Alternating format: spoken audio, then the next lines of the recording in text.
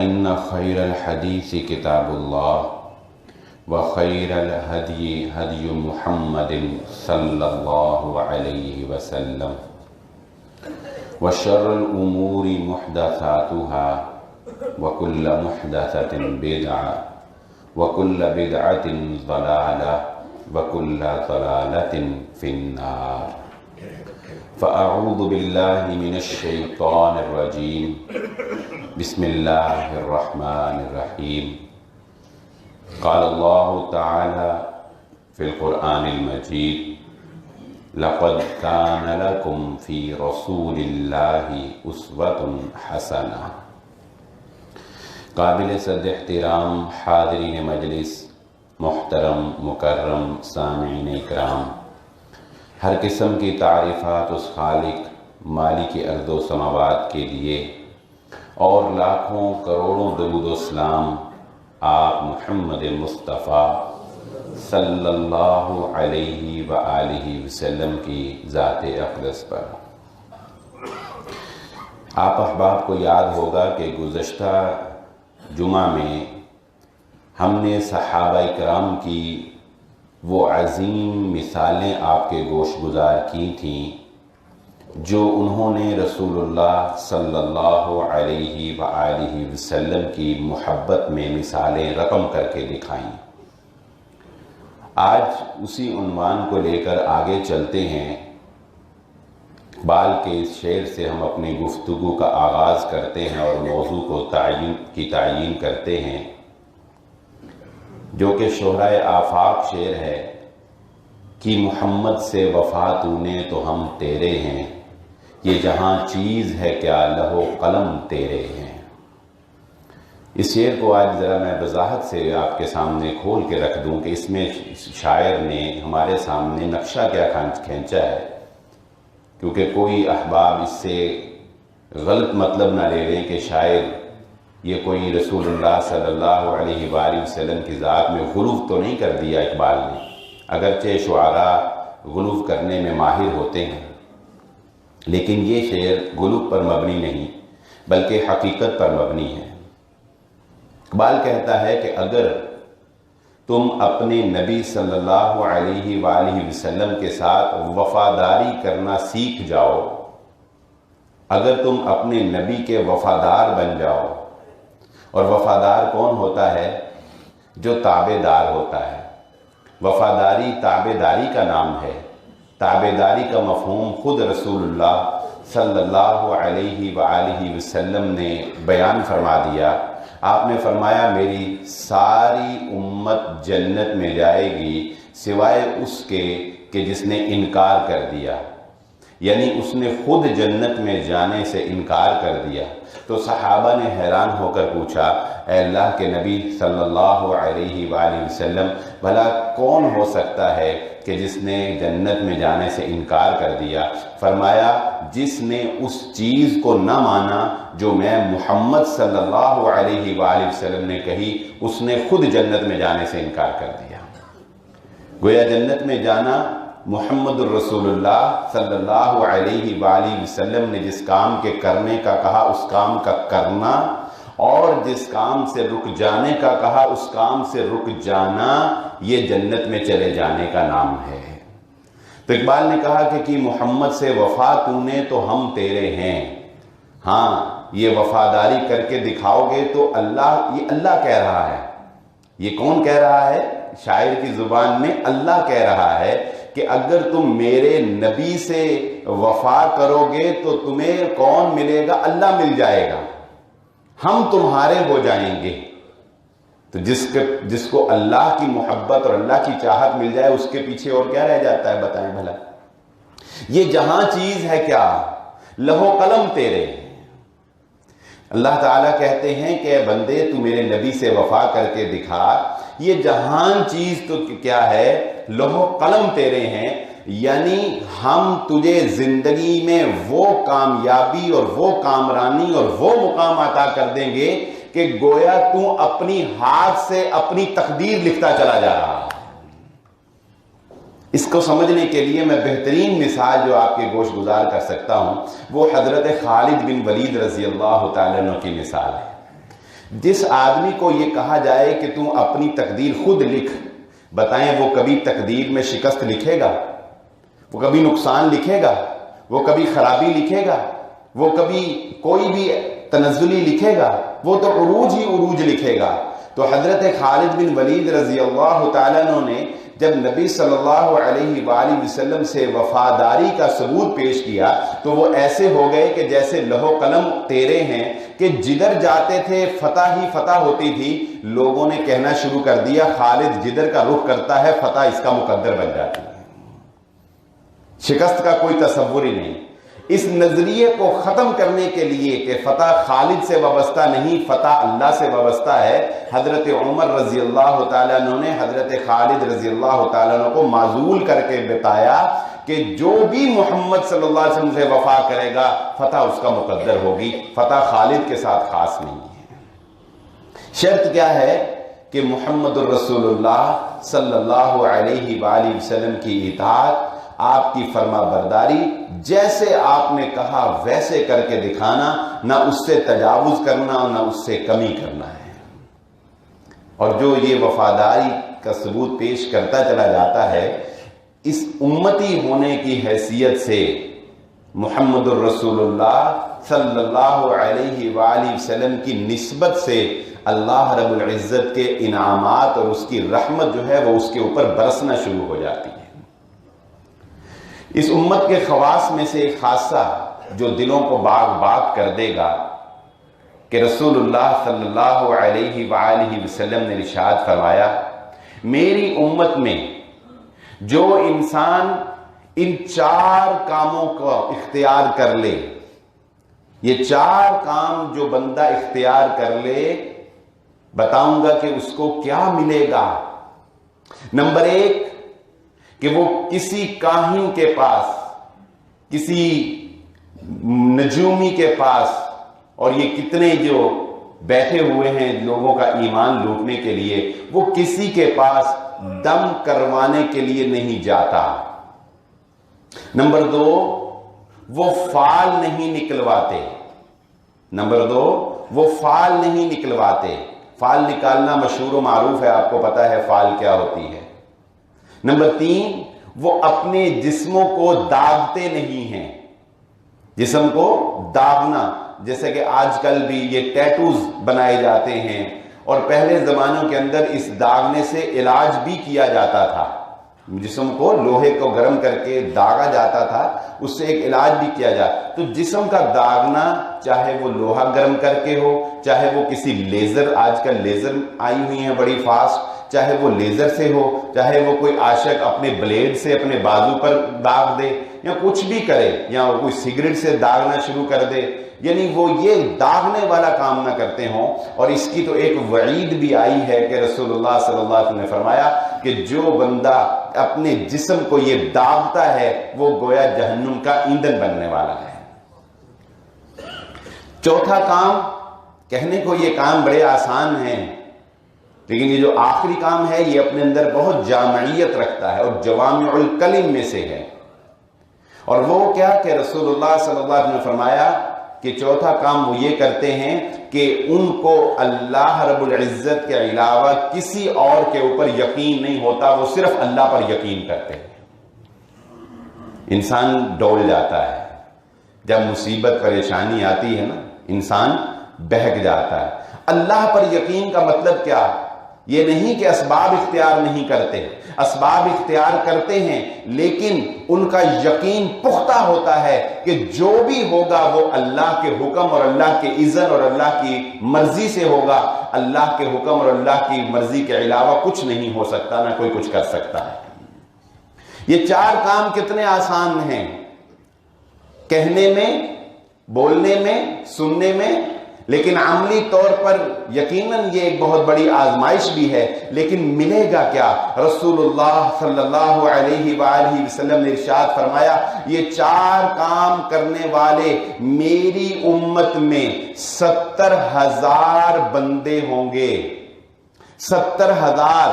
اور پھر ایک حدیث میں اس کی مزید وضاحت فرما دی، ہر 1000 کے ساتھ پھر 70,000، 70,000 اور پھر ہر 1000 کے ساتھ پھر کتنے 70,000، یعنی 70,000 کو 70,000 سے آپ ضرب دیں تو اربوں لوگ، 4 ارب سے بھی کچھ زیادہ لوگ یہ بنیں گے، کیلکولیٹ کر کے دیکھ لیں.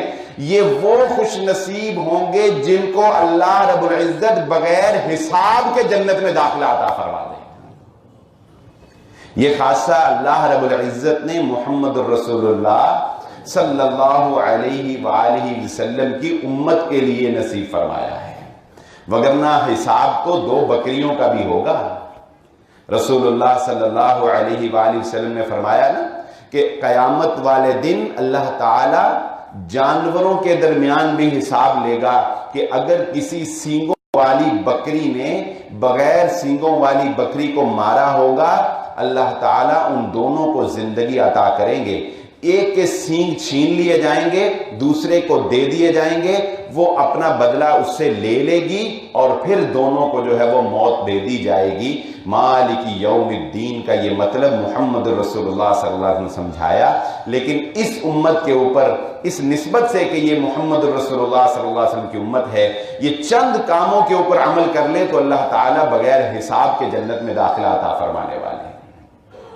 اللہ کے نبی صلی اللہ علیہ وآلہ وسلم ایک دن صحابہ کے درمیان تشریف لائے اور نبی صلی اللہ علیہ وآلہ وسلم کا چہرہ جو ہے وہ پہلے سے زیادہ خوشکن، آپ کے چہرے پر پہلے سے زیادہ مسرت کے آثار نمایاں.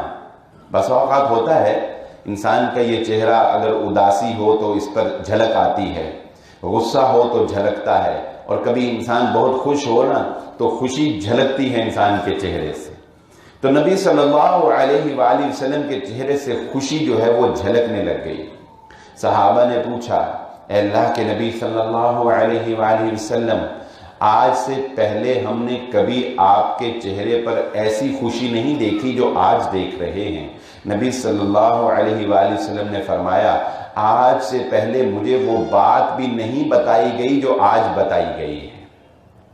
آج جو مجھے بات بتائی گئی ہے یہ آج سے پہلے نہیں بتائی گئی. صحابہ نے پوچھا، اللہ کے نبی صلی اللہ علیہ وآلہ وسلم آپ پر کو کون سی بات بتائی گئی؟ فرمایا، آج اللہ رب العزت کا ایک فرشتہ میرے پاس آیا اور اس نے آ کر کہا، اے محمد صلی اللہ علیہ وآلہ وسلم خوش ہو جائیے، اللہ رب العزت نے آپ کی امت پر یہ انعام کیا ہے کہ آپ کا کوئی امتی ایک مرتبہ آپ کے اوپر درود پڑے گا، اللہ تعالیٰ 10 مرتبہ اس کے اوپر رحمت نازل فرمائے گا، 10 نیکیاں اس کے نامہ اعمال میں اضافہ کر دیا جائے گا، 10 گناہ اس کے نامہ اعمال سے مٹا دیے جائیں گے، 10 درجے اسے جنت کے قریب کر دیا جائے گا، 10 درجے اسے جہنم سے دور کر دیا جائے گا.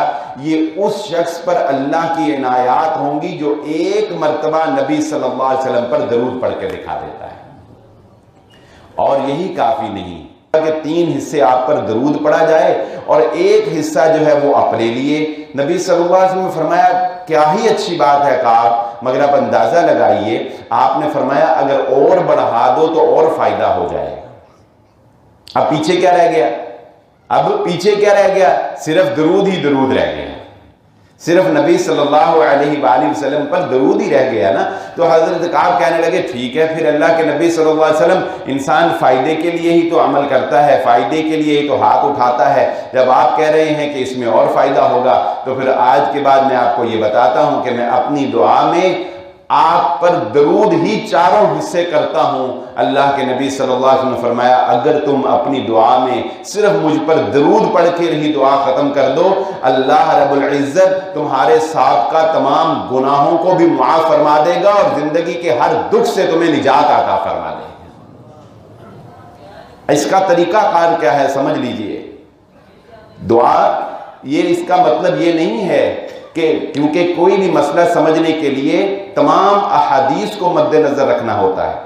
اس کا طریقہ کار یہ نہیں ہے کہ آپ زندگی میں اب اپنے لیے یا اپنی ضروریات یا دیگر جو مسنون دعائیں ہیں ان کو چھوڑ ہی دیں. اس کا طریقہ کار یہ ہے کہ زندگی میں یا شب و روز میں ایک مرتبہ، انسان مختلف مرتبہ دعا مانگتا ہے نا، ایک مرتبہ تو نہیں مانگتا، دن میں 2-3 مرتبہ مانگتا ہے، یا چلو 2-4 مرتبہ ہفتے میں مانگتا ہے، تو ایک مرتبہ دعا اس طرح مانگے کہ اس دعا کے آغاز میں اللہ کی حمد و ثنا بیان کریں، اور اس کے بعد صرف اور صرف نبی صلی اللہ علیہ وآلہ وسلم پر درود پڑھیں اور کچھ نہ مانگا جائے۔ ایسے بھی دعا جو ہے وہ انسان کو کرتے رہنا چاہیے، اور اپنی زندگی کا حصہ ایک ایسی دعا کو بھی جو ہے وہ بنا لینا چاہیے جو دعا صرف اور صرف محمد الرسول اللہ صلی اللہ علیہ وآلہ وسلم پر درود کے ساتھ وابستہ ہو۔ یہاں پر اس بات کی بھی وضاحت بیان کرتا چلوں، کیونکہ یہ سوال بہت زیادہ لوگوں کی جانب سے پیش کیا جاتا ہے کہ درود جو ہے یہ ایک تو مشہور و معروف ہے جسے ہم درود ابراہیمی کہتے ہیں، اس کے علاوہ 5 الفاظ مختلف الفاظ میں درود ہیں جو محمد الرسول اللہ صلی اللہ علیہ وآلہ وسلم سے ثابت ہیں، جو نبی صلی اللہ علیہ وآلہ وسلم نے صحابہ کو سکھائے ہیں۔ لیکن اس کے علاوہ لوگوں نے بہت سے درود بنا کر ان کو مختلف ناموں سے موسوم کیا ہے۔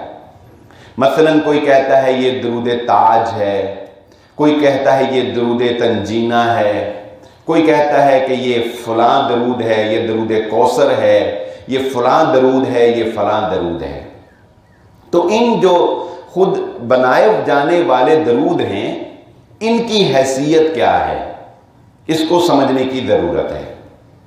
سب سے پہلے اس بات کو سمجھنے کے لیے کہ خود ساختہ جو درود ہیں وہ جائز ہیں یا ناجائز ہیں، یا ان کی حیثیت کیا ہے، اس کو سمجھنے کے لیے پہلے اس بات کو سمجھیں کہ درود ہے کیا۔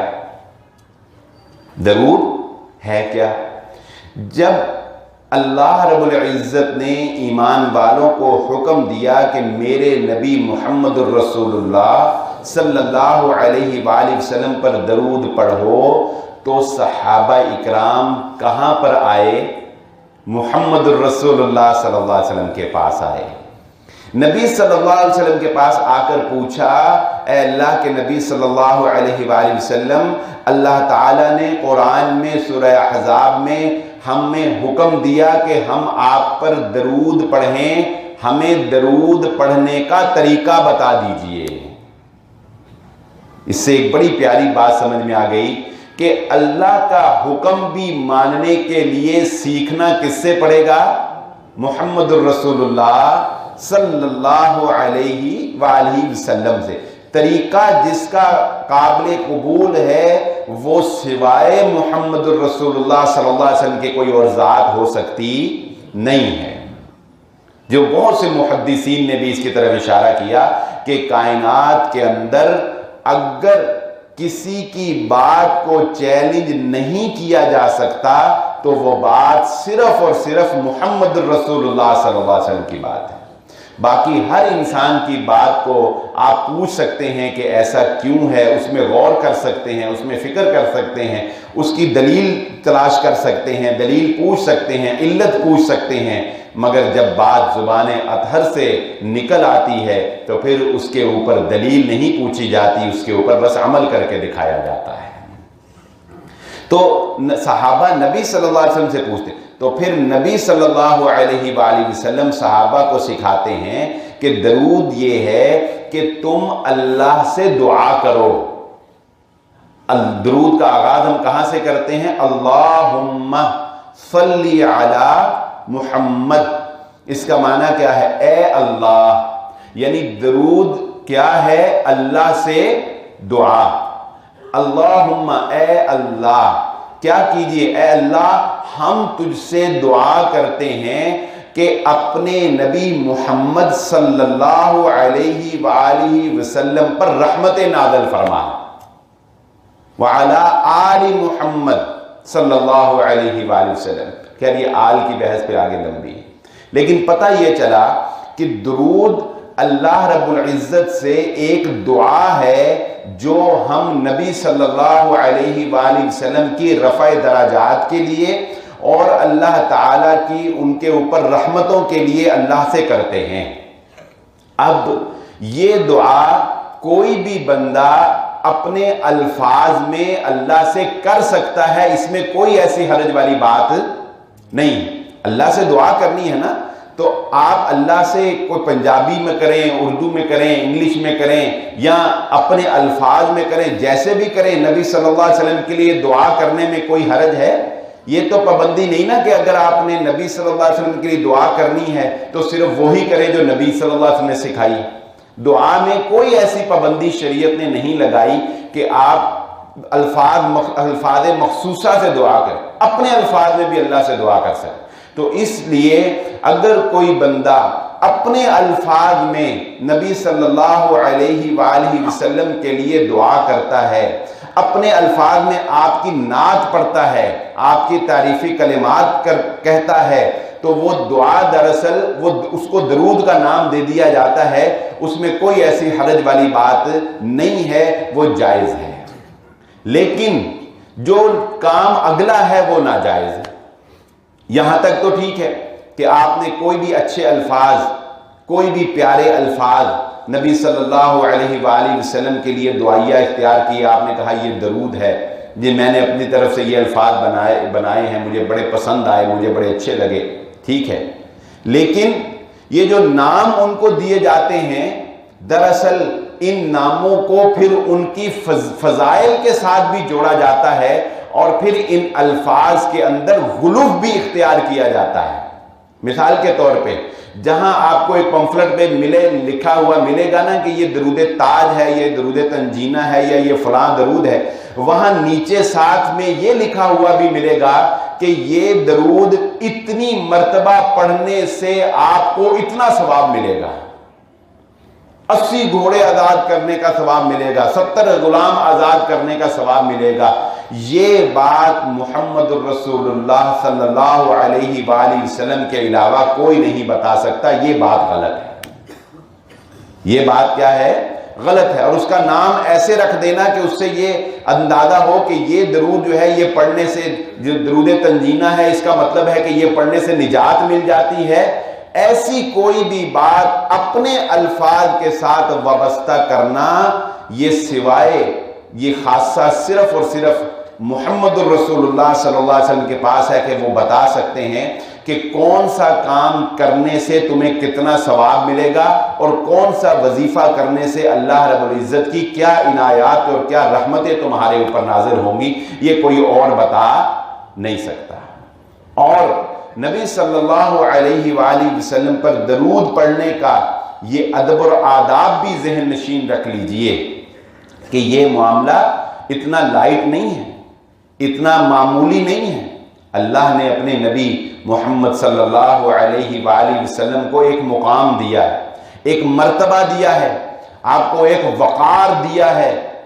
تو نبی صلی اللہ علیہ وآلہ وسلم نے فرمایا، جس کے سامنے میرا نام یعنی محمد الرسول اللہ صلی اللہ علیہ وآلہ وسلم کا نام لیا گیا اور اس نے میرے اوپر درود نہ پڑھا، خطئ طریق الجنہ، وہ جنت کا راستہ غلطی کھا گیا، اس کو غلطی لگ گئی جنت کا راستہ تلاش کرنے میں، بھول گیا وہ جنت کا راستہ۔ کیوں؟ کیونکہ جنت کا راستہ محمد الرسول اللہ صلی اللہ علیہ وآلہ وسلم کی اتباع کا راستہ ہے، آپ کی اطاعت کا راستہ ہے، آپ کی فرما برداری کا راستہ ہے۔ نبی صلی اللہ علیہ وآلہ وسلم کی اطاعت اور فرما برداری میں ہی انسان جنت تک پہنچ سکتا ہے۔ اللہ کے نبی صلی اللہ علیہ وآلہ وسلم منبر پر چڑھے، آپ نے فرمایا آمین، دوسری سیڑھی پر قدم رکھا، فرمایا آمین، تیسری پر قدم رکھا، فرمایا آمین۔ یہ ایک ایسا کام تھا جو اس سے پہلے کبھی محمد الرسول اللہ صلی اللہ علیہ وآلہ وسلم نے نہیں کیا تھا۔ صحابہ نے آپ سے پوچھ لیا، اے اللہ کے نبی صلی اللہ علیہ وآلہ وسلم، یہ جو آپ نے منبر پر چڑھ کر آمین آمین کہا، اس سے پہلے کبھی نہیں کہا؟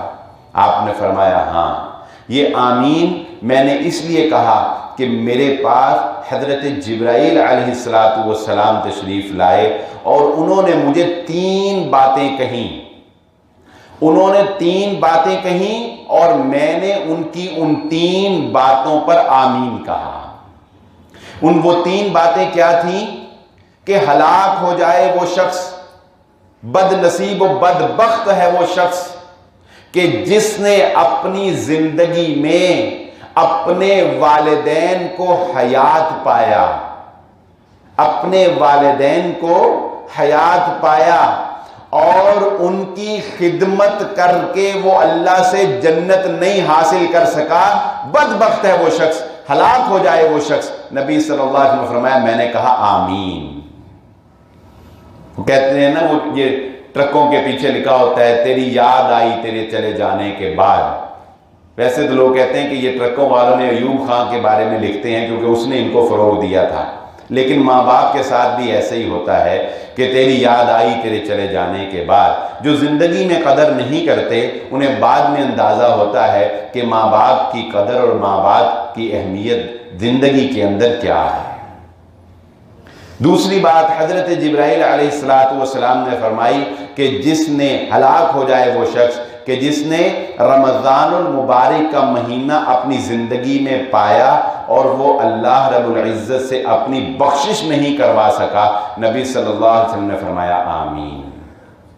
اور تیسری بات جو ہمارے موضوع سے متعلق ہے کہ رسول اللہ صلی اللہ علیہ وسلم فرمایا، حضرت جبرائیل علیہ السلام فرماتے ہیں ہلاک ہو جائے وہ شخص کہ جس کے سامنے آپ کا نام نامی اسم گرامی لیا گیا اور اس نے آپ پر درود نہیں پڑھا۔ نبی صلی اللہ علیہ وسلم فرماتے ہیں میں نے کہا آمین۔ یہ اتنا نازک معاملہ ہے۔ اور جو شاعر نے کہا ادب پہلا کرینہ ہے محبت کے کرینوں میں، انسان جس سے محبت کرتا ہے اس کی تابعداری اور اطاعت اور فرما برداری وہ بہت ضروری ہے۔ آج کل تو چونکہ زبان کی اہمیت نہیں رہی، وگرنہ آج سے پیچھے چلے جائیں تو سارے کام زبانوں پر ہی ہوتے تھے۔ میں ایک جگہ نکاح پڑھانے کے لیے گیا، مجھے جلدی تھی ذرا، میں نکاح پڑھا دیا۔ نکاح پڑھا کر میں نے ان کو کہا کہ آپ نا یہ کاغذی قانونی جو کارروائی ہے یہ کر لیجئے گا، تو بعد میں آؤں گا مسجد میں نماز پڑھنے تو مجھ سے سگنیچر کروا لیجئے گا۔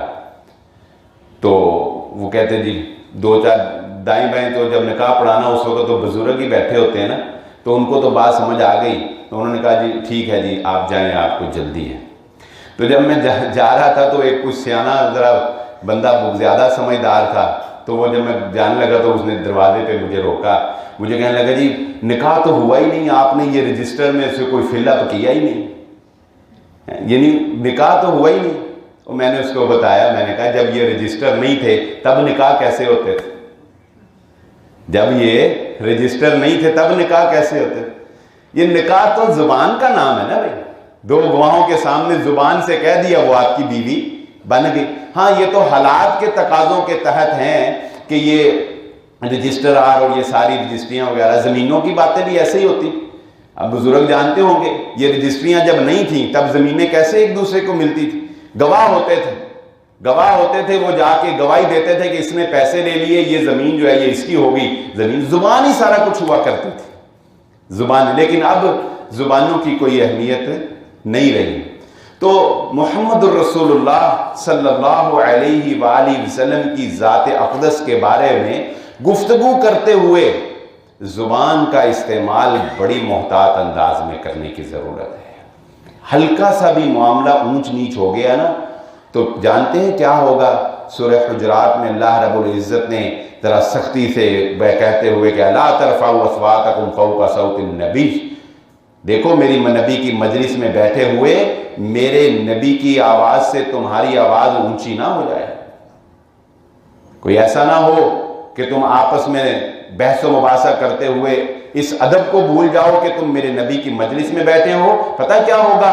ساری زندگی کے عمل ضائع ہو جائیں گے۔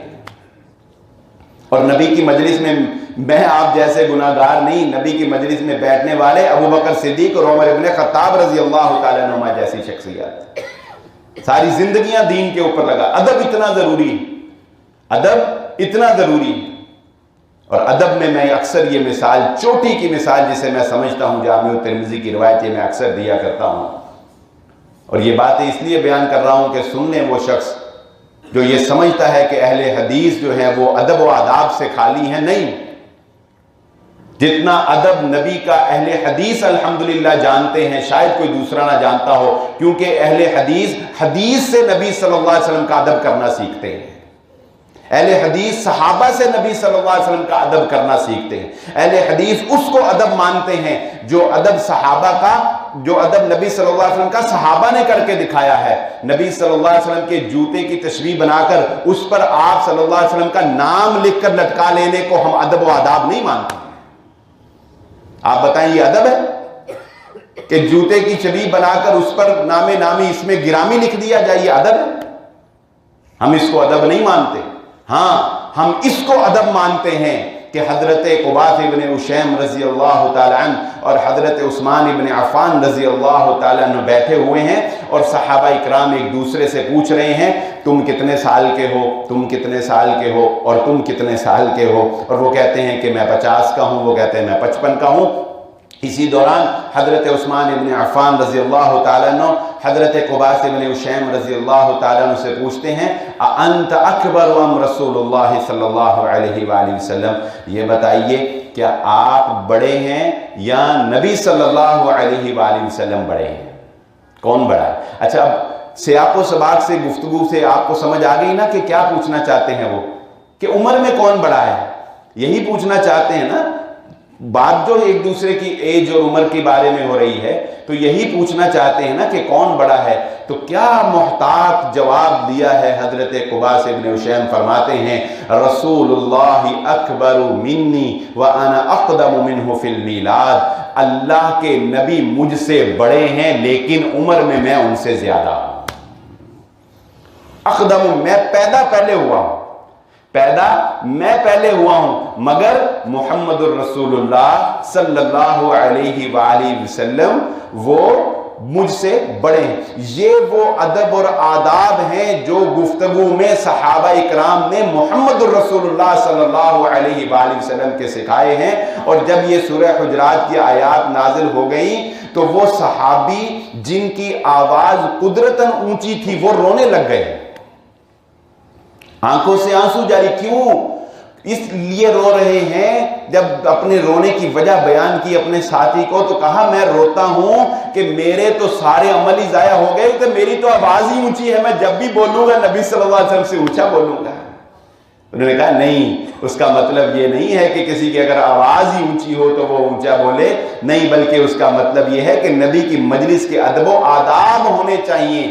باہمی بحث و تکرار میں آوازیں اونچی نہ ہو جائیں یا اونچا بڑھ کر بولنے کی کوشش نہ کی جائے. اور صحابہ اکرام اس ادب کو اتنا ملحوظ خاطر رکھتے تھے کہ اگر نبی صلی اللہ علیہ وآلہ وسلم سے کبھی کوئی کام درپیش ہوتا، کسی صحابی کو یہ جرت نہیں ہوتی تھی کہ آپ کے دروازے کے اوپر زور سے دستک دے کر آپ کو بلائے. صحابہ کہتے ہیں ہم دروازے کے باہر بیٹھے رہتے تھے، انتظار کرتے تھے، حتیٰ کہ خود نبی صلی اللہ علیہ وسلم تشریف لاتے تو ہم آپ سے بات کرتے. اور اگر کبھی دستک دینے کی بہت ہی ضرورت پیش آ جاتی تو صحابہ کہتے ہیں، روایات میں آتا ہے ہم ناخن سے صرف ایسے دستک دیتے، ناخن سے صرف اتنی دستک کہ ناخن ٹچ ہو جائے کہ نبی صلی اللہ علیہ وسلم کو اگر آواز چلی جائے تو آپ بیدار ہو کے آ جائیں، وگرنہ آپ کے آرام میں خلل نہ پیدا ہو.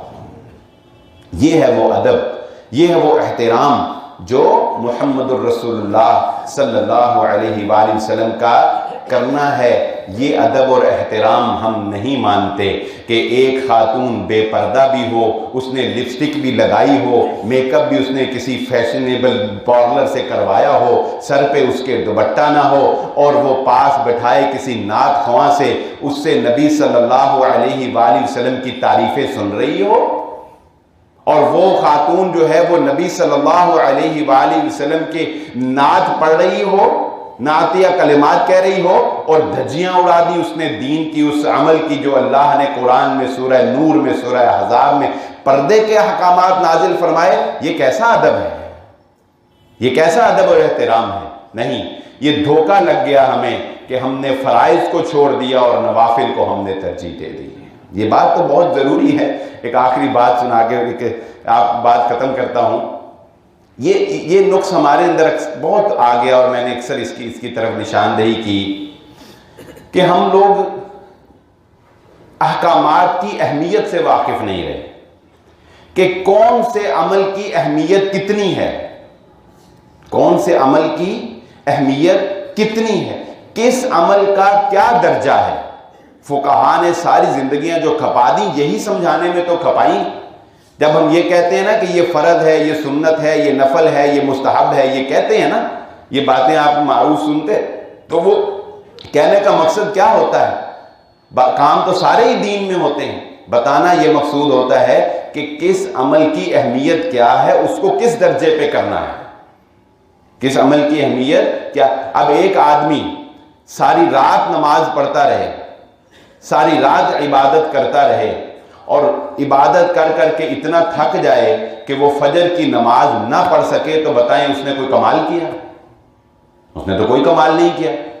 اس کی ساری رات مصلی پر کھڑے رہنے سے یہ بہتر تھا کہ وہ فجر کی نماز باجماعت پڑھ لیتا. عشاء کی نماز اس نے باجماعت پڑھی ہوتی تو محمد الرسول اللہ صلی اللہ علیہ وسلم کے فرمان کے مطابق اللہ رب العزت اسے ساری رات عبادت کا ثواب عطا فرما دیتے. مثال جو میں آپ کو لطیفہ ایک سنانے لگا تھا، وہ یہ میرے ایک دوست تھے، انہوں نے اپنے ایک ملازم رکھا نیا، سمجھ کی بات کرنے لگا ہوں. اس کو انہوں نے کہا کہ یار جاؤ فلاں جگہ سے نا، وہ کنسٹرکشن کا کام کرتے تھے، انہوں نے کہا کہ فلاں جگہ سے نا ایک ٹائلوں کا ڈبہ رہ گیا ہے، وہ ٹائلز کا ڈبہ لے کے رکشہ کرواؤ اور رکشے پہ رکھ کے تو وہ ٹائلز کا ڈبہ مجھے یہاں فلاں TNT کالونی میں پہنچا دو. اس نے کہا جی ٹھیک ہے. اب وہ بڑا سمجھدار تھا، وہ گیا، اس نے وہاں سے جو بھی ٹائل کا ڈبہ لیا، اس نے سوچا یا 300 روپیہ رکشے کا جو کرایہ جو 200-300 میں نے دینا ہے، چلو میں مالک کا بھلا ہی سوچتا ہوں. اس نے سائیکل کے پیچھے سٹینڈ ایسے کیا، پیچھے ٹائلیں رکھی، رسی باندھی، سائیکل پر چل پڑا کہ مالک خوش ہوگا، جب جا کے پہنچوں گا بتاؤں گا کہ یہ دیکھیں جی میں آپ کا 200-300 کرایہ بھی بچا لایا ہوں. تو وہ کہتے ہیں کہ جب وہ آ کے اس نے میرے سامنے ٹائلیں رکھی، ڈبہ کھولا تو اندر سے ٹائلیں ساری ٹوٹی، ٹائلیں ساری ٹوٹی ہوئی. اور اس نے کہا بیوقوفت 200 روپیہ کرایہ تو نے میرا بچا کے یہ 5000 10,000 کی ٹائلیں توڑ دی، تو نے کون سی عقل مندی کی؟